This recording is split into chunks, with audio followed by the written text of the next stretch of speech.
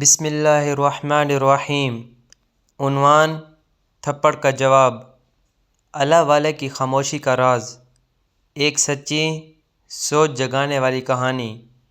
یہ ان دنوں کی بات ہے جب شہر کے کنارے ایک چھوٹا سا محلہ ہوا کرتا تھا، جس کی گلیاں کچی تھیں اور بارش میں کیچڑ سے بھر جاتی تھیں۔ جاڑوں کا موسم تھا، بارش تھمنے کے بعد ہر طرف ہلکی ہلکی خنکی پھیلی ہوئی تھی، زمین پر پھسلن تھی اور ہوا میں ایک نمی کے ساتھ ایک روحانی سی خاموشی تھی۔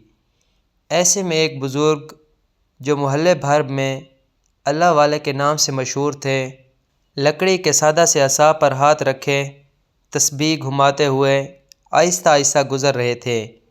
ان کا لباس سادہ، چہرہ نورانی اور آنکھوں میں ایک عجیب سا سکون تھا۔ وہ نہ کسی سے کچھ مانگتے نہ کچھ چاہتے، بس اللہ کا ذکر کرتے رہتے۔ محلے کے کئی لوگ انہیں دیوانہ کہتے، لیکن جو عقل والے تھے وہ جانتے تھے کہ یہ دیوانگی نہیں، درویشی ہے۔ وہ اکثر خاموش رہتے، لیکن جو ان کے قریب بیٹھتا اس کا دل نرم ہو جاتا۔ اسی دن کا واقعہ ہے۔ بارش تھم چکی تھی، لیکن گلی کیچڑ سے بھری ہوئی تھی۔ بزرگ صاحب ایک پرانے جوتے پہنے ہوئے تھے جو بار بار ان کے پاؤں سے نکلنے کو ہوتے، مگر وہ اسی میں خوش تھے۔ اسی دوران سامنے سے ایک جوڑا آ رہا تھا، شوہر اور بیوی۔ عورت نے قیمتی شال اوڑھ رکھی تھی، مرد خوش لباس تھا اور ان کی چال میں غرور تھا۔ شاید وہ کسی تقریب سے واپس آ رہے تھے یا بازار سے۔ بزرگ آہستہ چلے جا رہے تھے کہ اچانک ان کے پیر کیچڑ میں پھسل گئے اور ان کے پرانے جوتے سے چھپاک کی آواز آئی۔ کیچڑ کے چھینٹے سیدھے اس عورت کی شال پر جا لگے۔ عورت چونک گئی۔ شال پر کیچڑ دیکھ کر وہ پیچھے ہٹی اور شوہر کو مخاطب کر کے بولی، دیکھا آپ نے، ان لوگوں کو کوئی تمیز ہی نہیں، کپڑے خراب کر دیے میری شال کے۔ مرد نے غصے سے دیکھا، اس کا چہرہ سرخ ہو گیا۔ اس نے غصے میں آ کر بزرگ کی طرف قدم بڑھایا۔ اندھے ہو، تمہیں نظر نہیں آتا؟ اس نے غرا کر کہا۔ بزرگ نے سر جھکا لیا، کوئی جواب نہ دیا۔ اب جواب بھی نہیں دو گے؟ ہماری بیوی پر کیچڑ پھینک دیا اور تمہیں پرواہ نہیں؟ اب وہ بالکل قریب آ چکا تھا۔ اس نے ایک زوردار تھپڑ بزرگ کے چہرے پر رسید کر دیا۔ وہ بزرگ جو اپنی دنیا میں گم تھے، جو اللہ کے ذکر میں مگن تھے، وہ لرز گئے۔ تھپڑ کی گونج گلی میں پھیل گئی۔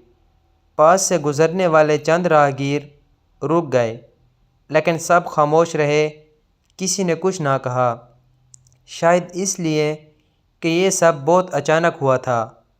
بزرگ کی آنکھوں میں آنسو آ گئے، نہ کسی سے شکایت کا اظہار، نہ کوئی بد دعا، صرف ایک خاموش آہ بھری، اور وہ آگے بڑھ گئے۔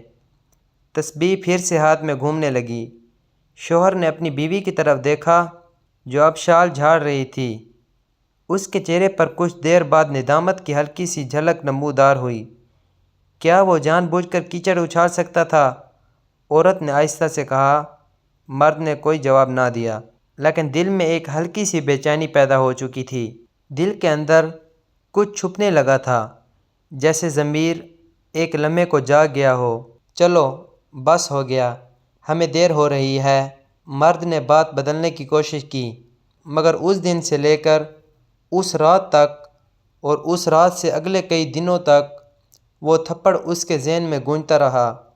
اس کے کانوں میں وہ خاموشی، وہ تسبیح کی آواز، وہ بزرگ کا جھکا ہوا سر، سب کچھ ایک فلم کی طرح چلتا رہا۔ کئی دن گزر چکے تھے، اب سردی اور بڑھ چکی تھی۔ اس مرد کے دل میں مسلسل خلش بھر رہی تھی۔ ہر بار جب وہ آئینے میں اپنا چہرہ دیکھتا، اسے اپنا ہاتھ اس بزرگ کے چہرے پر محسوس ہوتا۔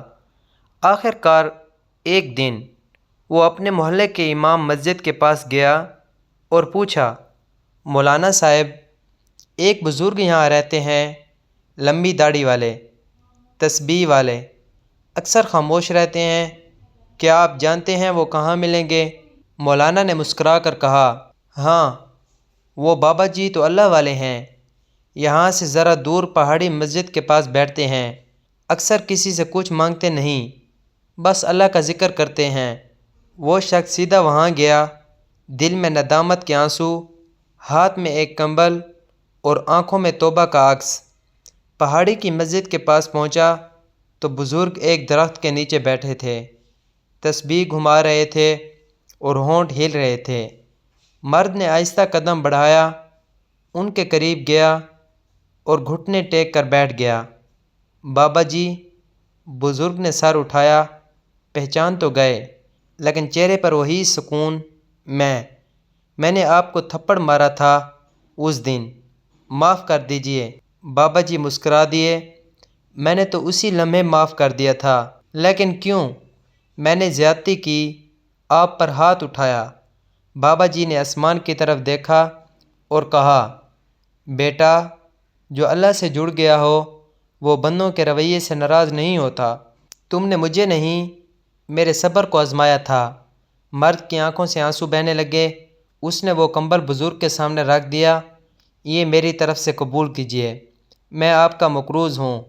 بابا جی نے کمبل اٹھا کر ایک طرف رکھا اور کہا، اگر تم واقعی نادم ہو تو بس ایک وعدہ کرو۔ جی بابا جی، آئندہ کسی کمزور، کسی عاجز یا کسی اللہ والے پر غصہ نہ نکالنا۔ بعض دفعہ اللہ خود اپنے بندوں کو آزمائش بنا کر بھیجتا ہے۔ وہ شخص کچھ نہ کہہ سکا۔ اس دن کے بعد اس نے اپنے رویے کو مکمل طور پر بدل دیا۔ اب وہ بھی اکثر بزرگوں کے پاس بیٹھنے لگا، عاجزی سیکھنے لگا اور تسبیح کی مالا کو ہاتھ لگانے لگا۔ ایک خاموش سوال۔ وقت گزر گیا، بزرگ اللہ کو پیارے ہو گئے، مگر ان کا وہ ایک تھپڑ سہنے والا واقعہ پورے محلے میں مشہور ہو گیا۔ ہر بار جب کوئی غصے میں آ کر کسی کمزور پر چیختا، لوگ کہتے، یاد رکھو، بزرگ کو تھپڑ مارنے والے کا انجام ندامت تھا۔ سبق: کبھی کسی کو اس کے حال پر مت رکھو۔ بعض چہروں پر مٹی لگی ہوتی ہے، لیکن ان کے دل عرش سے جڑے ہوتے ہیں۔ اور اب سوال آپ کے لیے، کیا آپ نے کبھی کسی کمزور، غریب یا خاموش شخص سے ایسا سلوک کیا جس پر آج بھی شرمندگی ہو؟ اگر موقع ملے تو معافی مانگیں گے۔